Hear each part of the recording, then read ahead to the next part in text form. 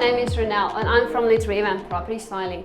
Today I'm going to help you stage your bathroom like a pro.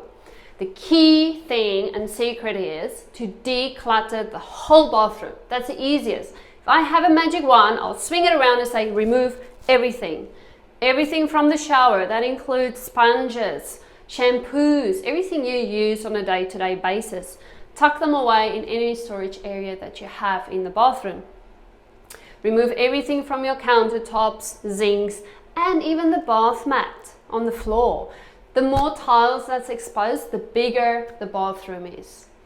Then when you use your towels, make sure you have nice fluffy towels in neutral colors, white, beige, grey, basically anything that goes with either the tiles on the floor or the color of your basin.